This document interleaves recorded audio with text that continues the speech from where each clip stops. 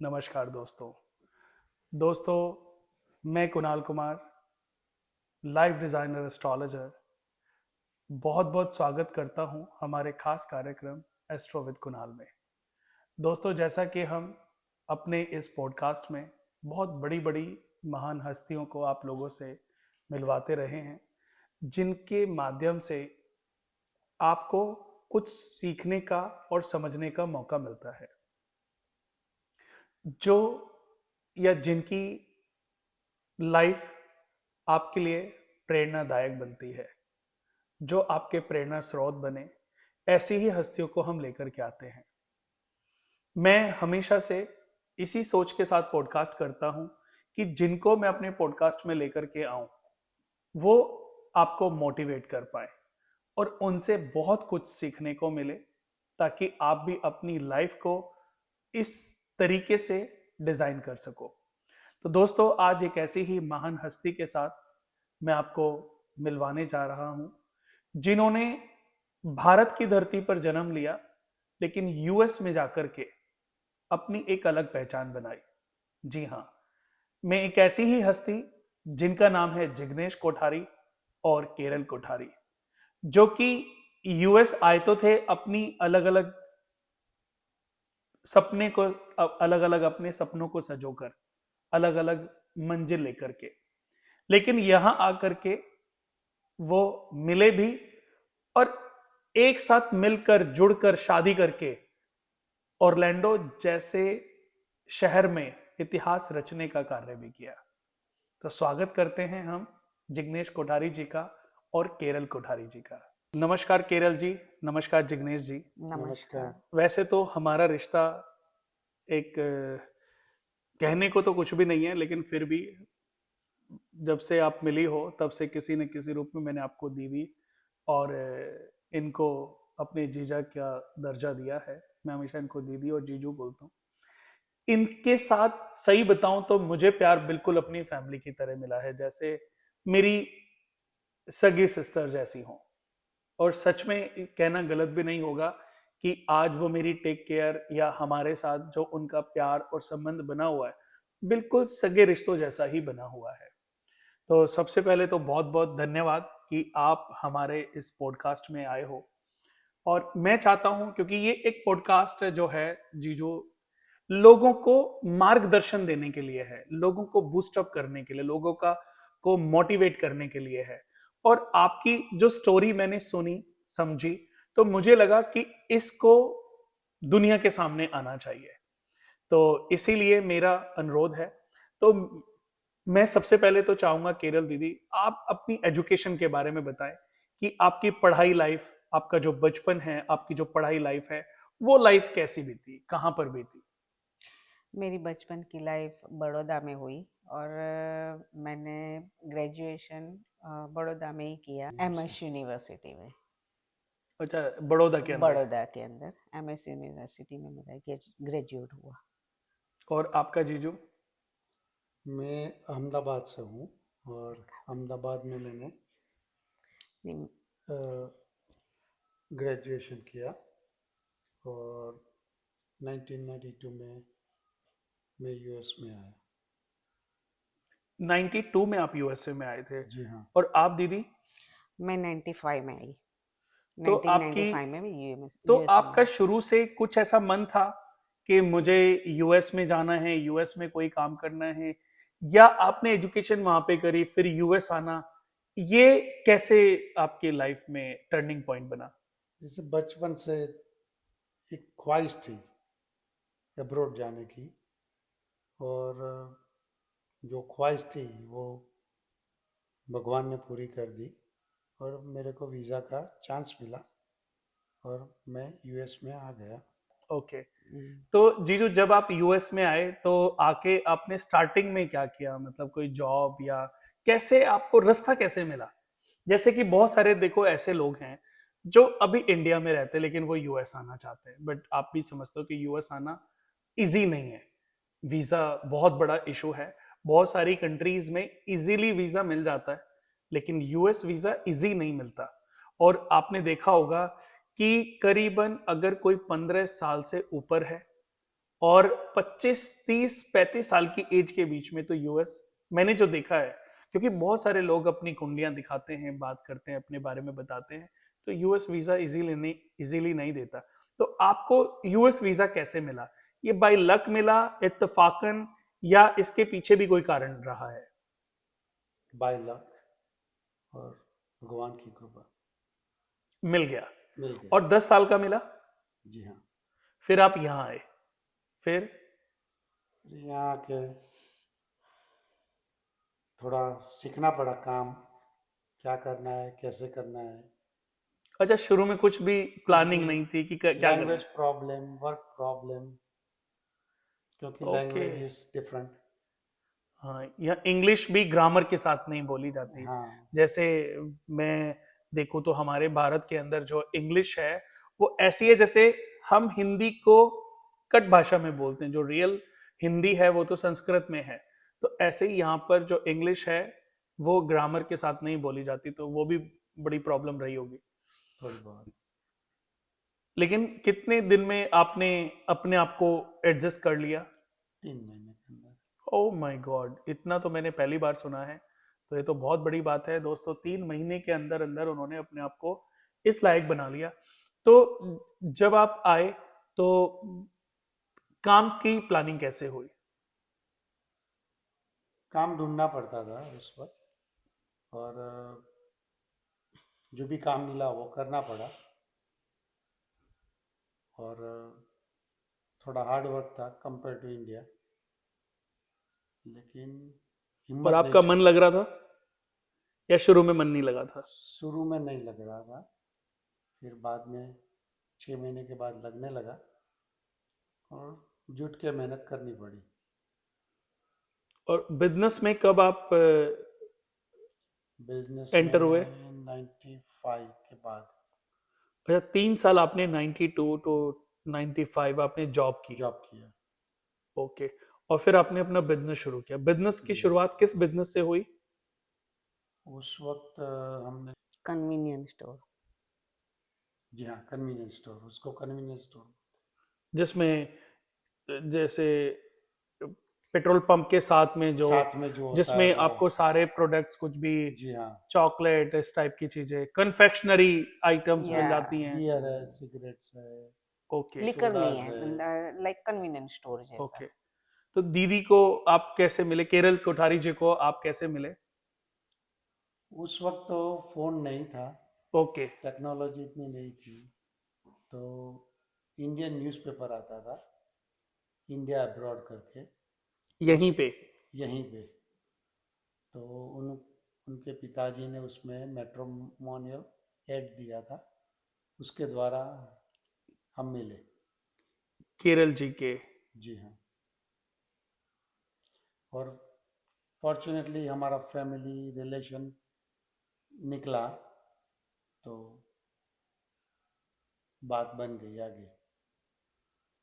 Okay. तो दीदी आपको यहाँ पर आने का मौका कैसे मिला? मम्मी पापा थे यहाँ पे, और मम्मी पापा ने किया हुआ था, तो उसमें हमारा, मेरा और मेरा भाई का लग गया। अच्छा, आपके फादर पहले यूएस में, तो आपके हाँ, फादर कब आए थे? मेरे फादर आए थे, साल तो याद नहीं है, लेकिन आइडिया? 1988 में। अच्छा, मतलब आपसे बहुत टाइम पहले बहुत टाइम वो पहले आ आए गए थे। थे, और फिर बाद में मेरा और मेरा भाई का दोनों का साथ में हुआ। साथ में हुआ फिर हम आप? लोग दोनों साथ में आए। तो आप जब यूएस आई, तो जैसे मैंने कई बार देखा है कि भारत से यहाँ पर आकर के स्टार्टिंग में तो मैंने देखा बहुत लोगों की, मैं कहानी सुनता हूँ तो मन नहीं लगता, तो आपका मन लग गया था? नहीं, मेरा भी मन नहीं लग रहा था। मैं बहुत रोती थी कि मुझे वापस इंडिया जाना है, क्योंकि वहाँ इंडिया में इतना अच्छा माहौल, फ्रेंड्स, सब कुछ सब छोड़ चीज ना के, पास पास में होती हैं। हाँ, सब कुछ छोड़ के यहाँ आना बहुत मुश्किल मुश्किल था। और फिर जैसे जैसे दिन गए, जैसे जैसे महीने गए, तो मन लग गया। तो जब आप आई थी शुरू में, तब आप कहाँ पर आई थी? मैं जब आई थी तो मैं मेरी सिस्टर के वहाँ पे कनेक्टिकट में फर्स्ट में आई थी। ओके। सिस्टर सिस्टर के घर पे ही आई थी।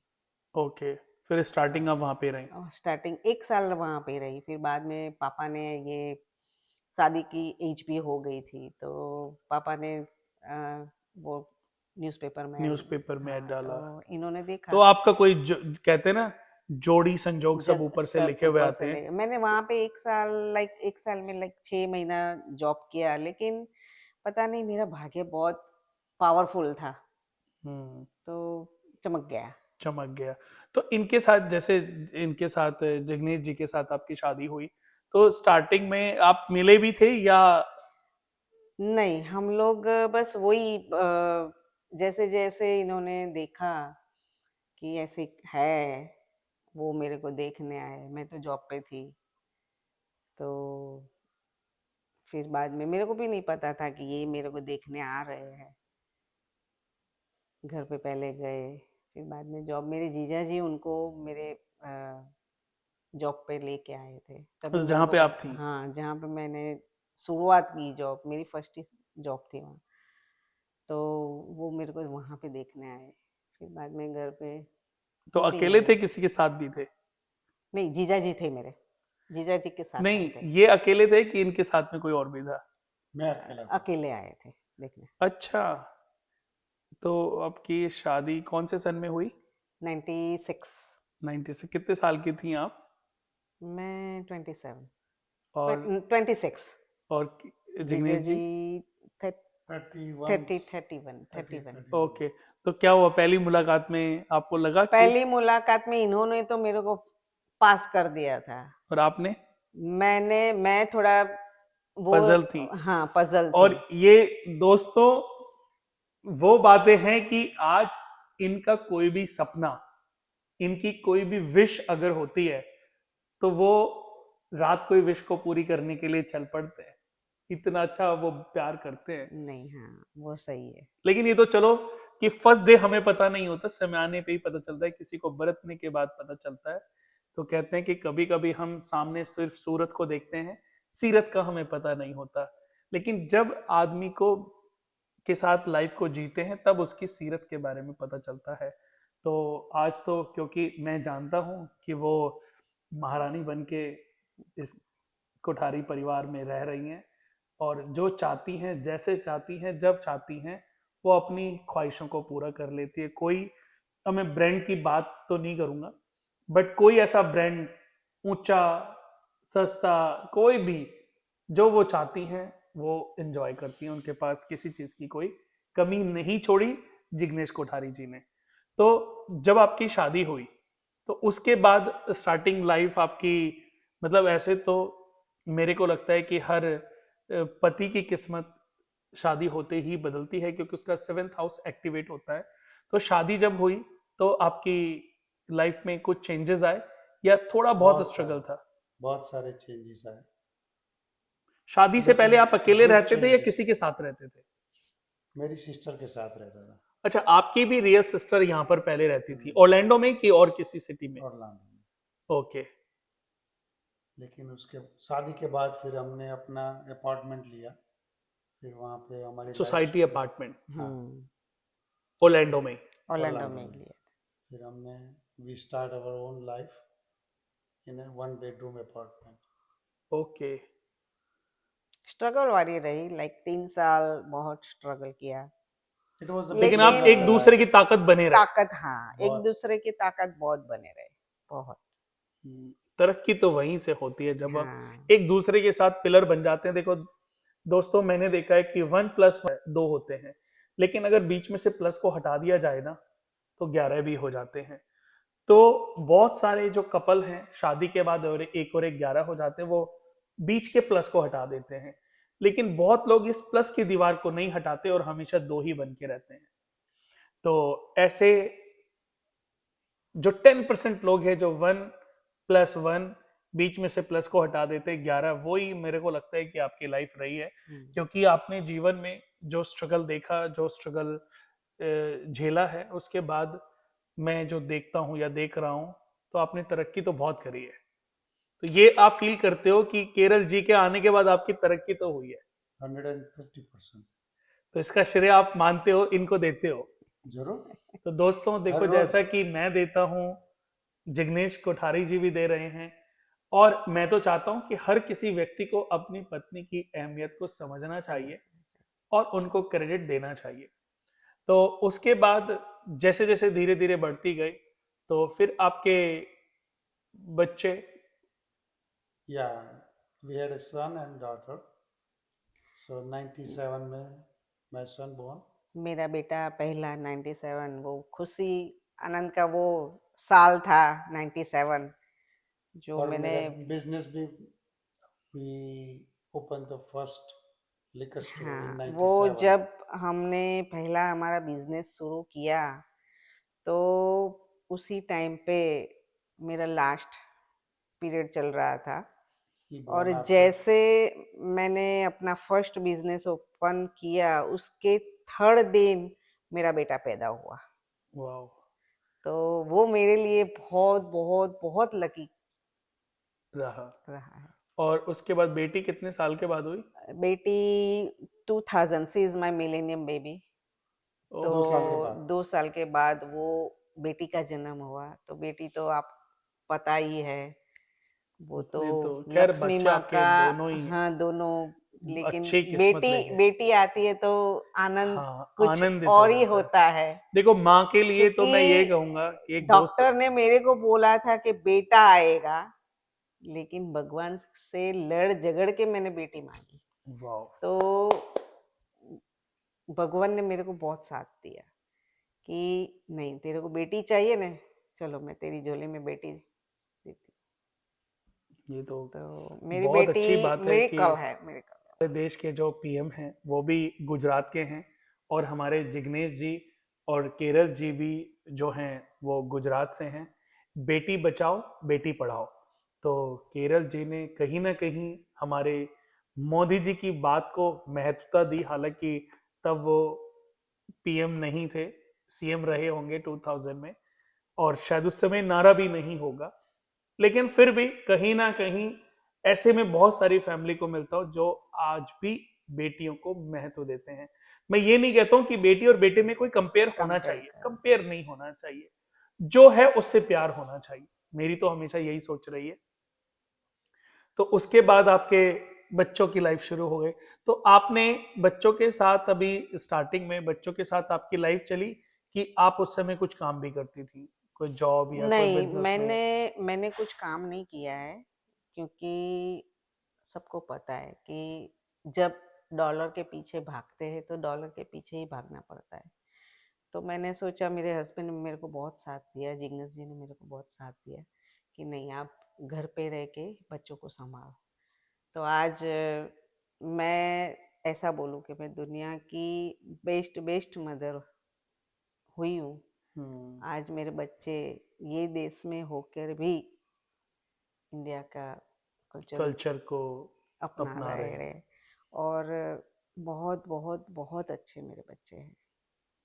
तो इसमें दोस्तों कुछ तो त्याग करना ही पड़ता है, कंप्रोमाइज करना पड़ता है। जब दोनों ही हस्बैंड और वाइफ दोनों ही जॉब पे चले जाएं, तो बच्चों को कहीं ना कहीं जो सूनापन अखरता है, जो खालीपन अखरता है, तो वो कभी कभी नेगेटिव थॉट्स भी अपने अंदर उनके घर कर लेते हैं, कभी कभी गलत रास्ता भी पकड़ लेते हैं। तो ऐसी और भी बहुत सारा स्ट्रगल, बहुत सारी परेशानियों की शुरुआत भी कई बार हो जाती है। लेकिन जब माता और पिता में कोई एक कंप्रोमाइज कर लेता है, अपने अपने सपनों को ब्रेक दे देता है, और अपने बच्चों की एजुकेशन, अपने बच्चों के करियर पर अपना समय निकालता है, तो कहीं ना कहीं एक समय आता है तो उस बात की उसको खुशी भी मिलती है कि उसने जो समय अपने बच्चों को दिया, आज वो वसूल हो गए। और ऐसा ही केरल कोठारी जी के साथ हुआ, हम्म, कि आज उन्होंने बोला कि उनके बच्चे जो संस्कारी हैं, उनके बच्चों के अंदर जो भारत का कल्चर है, जो अपनापन है, तो कहीं ना कहीं उनको इस बात की खुशी तो मिलती ही है। तो लाइफ में और कुछ अपने एक्सपीरियंस, ऐसा बहुत अच्छा, सब अच्छा ही एक्सपीरियंस हुआ है, लाइक कि कुछ भी लाइफ। ऐसा वो बताओ कि जब आप आनंदित हुई हो, कि कुछ एक चीज है, do not leave the faith in God and keep up the hard work. That will pays off. ये तो आपने बहुत बड़ी बात और मिसाल दी है हमारे दोस्तों को भी, दर्शकों को भी, कि अगर इस बात को अपने जीवन में ढालें तो दुनिया में कहते हैं कि कोई भी सक्सेस बड़ी नहीं है अगर आपने सही रास्ता पकड़ा है। कुछ सही भी बात है। अचीव किया जा सकता है। कहते किसी ने एक बड़ा प्यारा सा शेर भी बोला है कि कौन कहता है कि आसमान में छेद हो नहीं सकता, तबीयत से एक पत्थर तो उछालो यारो। तो कहते हैं कि तबीयत से शिद्दत के साथ एक पत्थर उछालो, आसमान में भी छेद होते हैं, तो सक्सेस प्राप्त हो सकती है। तो अभी आपके कुछ और भी कुछ ऐसे लाइंस बची हुई हैं जो अभी आपने खींचनी है, या आप अपनी लाइफ से भी सेटिस्फाइड हो, या कुछ अभी और इतिहास रचने का मन है? या अभी अभी और और भी कुछ करेंगे। इतिहास रचने हाँ, का तो मन दोस्तों और है। बाकी है, या बहुत पिक्चर कुछ अभी बाकी बाकी है। है, बहुत कुछ बाकी है। और ऐसा नहीं है कि बहुत सारी इनकी प्रॉपर्टीज इन्होंने बनाई, करीबन 8-10 इनके लीकर स्टोर हैं ऑरलैंडो के अंदर। और सबसे बड़ी बात कि अभी इन्होंने यहाँ का जो सबसे पोश एरिया है वो कौन सा है, विंडरमेयर। वो यहाँ पे ऑरलैंडो में फेमस एरिया है। हाँ, तो वहां पर भी बहुत जल्दी वो घर बनाने वाले हैं। और ये घर भी मैंने देखा है कि अगर मैं इसकी बात करूँ तो ये भी मेरे को तो मेंशन की तरह ही लगता है। ये इतना बड़ा घर जिसमें कि आप दो, आपके दो बच्चे बच्चे अभी इनके दोनों हार्ड वर्किंग कर रहे हैं। बेटी अभी इनकी बहुत अच्छे मायामी में ग्रुप है। में है, मियामी में। और बेटा अभी यहाँ पे डाउनटाउन, एक्चुअली ये जैसे सराउंडिंग एरिया है ओरलैंडो का, तो बेटा अभी अपना बिजनेस जैसे शुरू किया है तो वो डाउनटाउन में रहता है और अक्सर मम्मी पापा के पास जब भी समय मिलता है तो वक्त आकर के गुजारता है। तो अभी कुछ ऐसी लाइंस और हैं जो खींचनी बाकी है। देखो होगी। देखो, ओ या नहीं, होगी। जरूर होंगी। देखो, जब आप 101%। अपनी फैमिली से प्यार करते हो, मैंने आप दोनों की बॉन्डिंग देखी है, तो मुझे लगता है कि आप ऐसी कोई लाइन नहीं है जिसको ना खींच पाओ। और मैंने सही बताऊं, आपकी कुंडलियां देखी हैं। मैं वही बोलने वाली थी कि आप तो हमारी पूरी कुंडलियां देख चुके हैं, तो आप ही हमको बताओ कि हमारी लाइन कैसी। देखो, जैसा कि मैंने बताया कि आपकी जो खुद की कुंडली है वो बहुत स्ट्रांग है। धनु लगन कुंडली और मीन लगन, धनु और मीन लगन चार्ट दोनों के जो ऑनर हैं वो जुपिटर हैं। और धनु और मीन लगन दोनों के दोस्तों जो ऑनर हैं जुपिटर हैं। और इन दोनों के जो पिता तुल्य ग्रह हैं वो बृहस्पति हैं। तो दोनों की बॉन्डिंग, तो जब एक ही ग्रह दो राशियों का मालिक है और ये दोनों एक ही राशि, एक ही ग्रह की राशियों में जन्मे हैं, तो इनकी बॉन्डिंग तो ऐसी है जैसे कोई कहते हैं कितने जन्मों के में मिलते आ रहे हैं और इस जन्म में भी वो मिले हैं। तो हर जन्म में एक दूसरे के लिए ही जन्म लेते हैं, मिलते हैं और एक नया इतिहास रच के जाते हैं। तो दोनों की कुंडलियां बहुत स्ट्रांग है। जैसे कि धनु लगन में रामचंद्र जी के जो बड़े बेटे हैं लव, उनका धनु लगन चार्ट था। थोड़ी स्वाभिमानी है, ईगोस्टिक भी है, जहां पर ईगो की नीड पड़ती है तो ईगोस्टिक भी है, कि गलत बात किसी की बर्दाश्त नहीं करती, अपनी शर्तों पे लाइफ को जीती हैं। मेहनत करी है, मेहनत करके स्ट्रगल करके जो सक्सेस पाई है, तो आज वो अपनी शर्तों पे ही लाइफ को जीती हैं।